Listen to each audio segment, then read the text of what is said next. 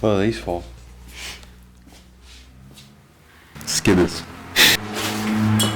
Whoa, dude, come on, man. That's PJs now. Oh, is it? Yes. Welcome back to the start of today's video. Main focus of today is to work on the chaser, try to get that all sorted. There's a few little problems and we're gonna have to pull the whole turbo off. I'll quickly show you just before we go for a ride in this thing, because we're gonna go for a ride in Nathan's Sylvia, which finally grips up because it's got some nice sticky tires on there. We've got a little bit of a problem with the turbo kit. We're gonna have to pull the whole turbo off. We're gonna go for a ride in this thing. Nathan, do you wanna tell us about this thing? We gotta review it, just like Andrew's car. You're gonna let me review it? Like Andrew's car, you got to actually make the effort. Yeah, I know.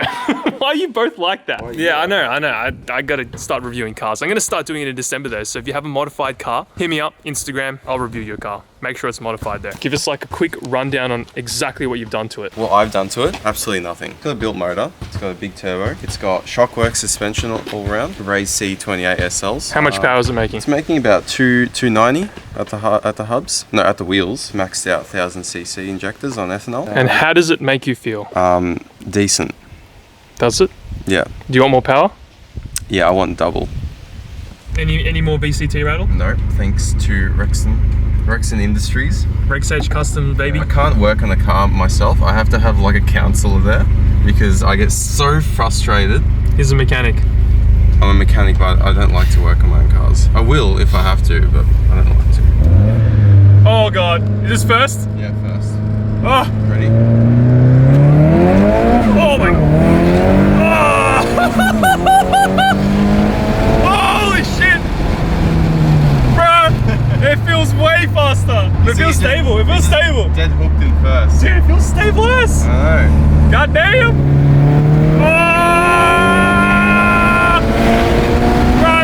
Bro! Whoa! Jesus! Oh man! Whoa! You gotta chill, bro.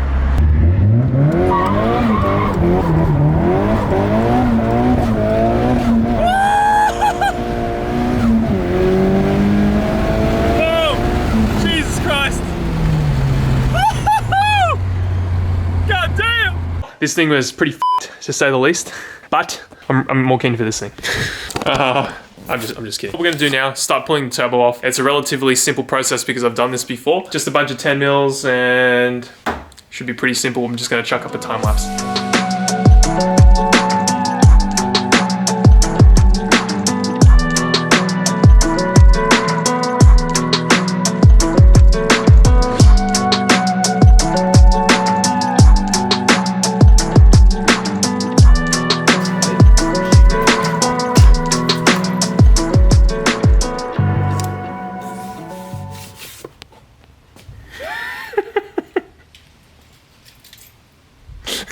We're taking a bit of a break from working on the JZX 100. I've almost got the turbo off, but first thing we're gonna do is we're gonna go for a cruise with these boys. What's up, boys?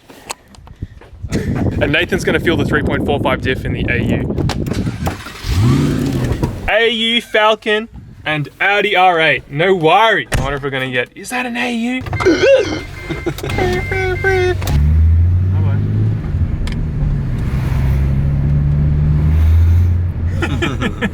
You ready to feel almighty AU Intec power?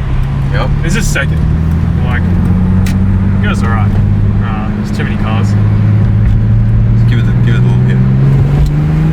Wow. Wow. Wow.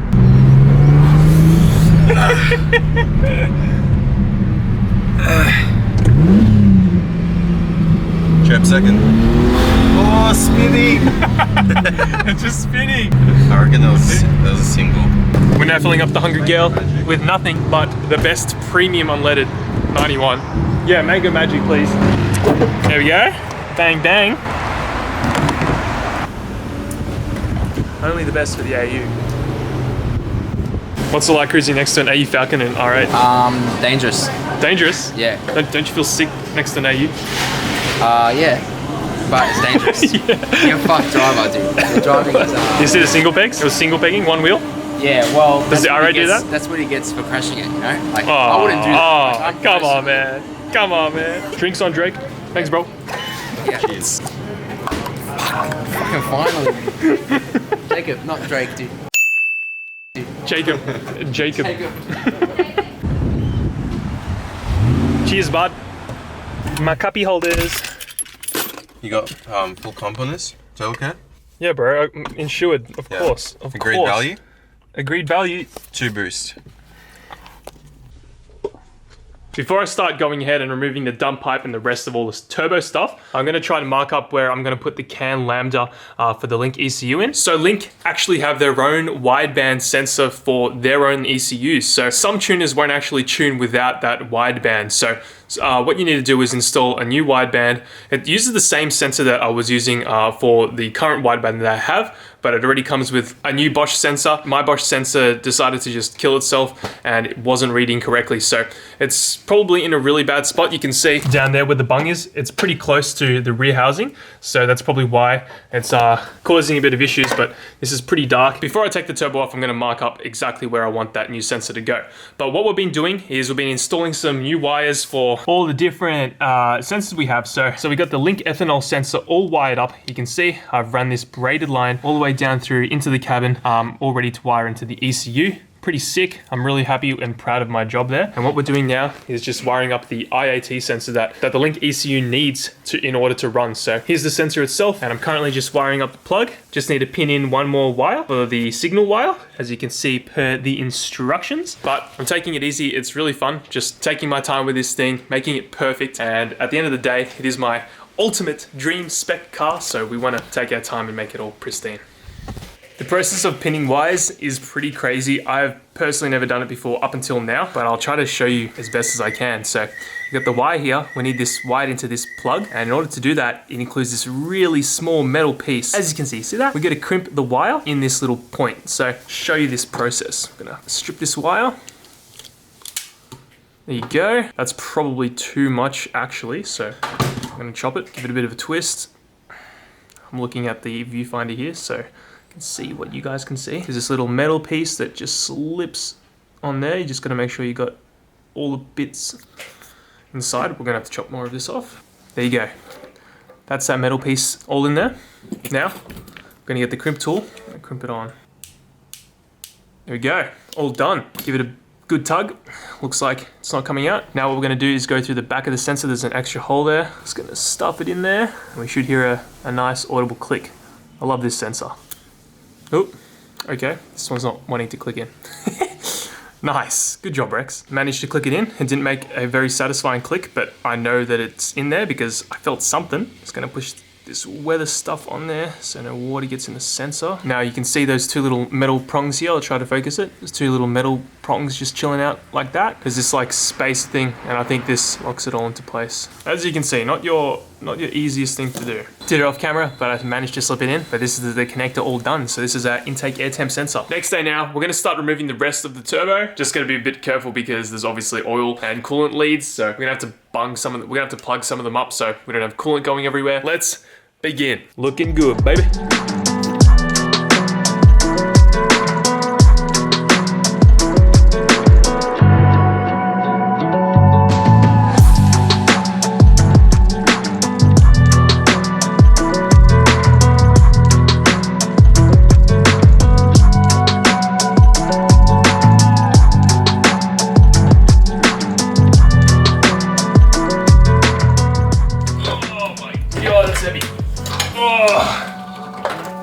Oh, I probably should have taken the coolant lines off completely. Oh. There we go. Got him. Woo. All right, guys, we finally have the turbo off. Now, you're probably wondering why I pulled this turbo off to begin with. So, let's just have a feel of these blades. Mint, spins mint, sounds good. No issues at all there.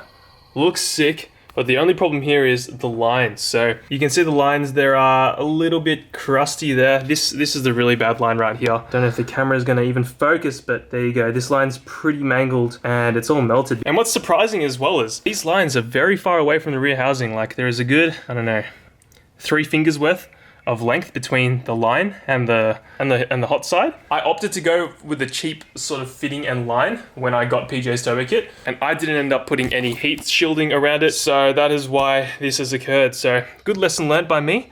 Gotta make sure next time that I get some heat wrap or something around here to prevent the line from, destroying itself. It could have been really bad. Luckily I spotted it early and we didn't have a single problem because, it could have left us stranded, or even worse, on a drift day. I could have, popped, and then I might not have noticed that the coolant temperature was just going sky high, and it might have just, worst case scenario, could have actually blown up the car, which is not good. But the turbo itself is looking schmick. There's no issues at all. Pulsar GTX 3076 Mintorino. So we need to get some new lines made up for the turbo and get some heat shielding, and we should be good to go. Not too bad of a problem. Definitely a lesson that I learned, and yeah, we're gonna just a little bit more of a pushback on getting this car done, which is not the worst thing in the world, but friggin' this thing's taking forever.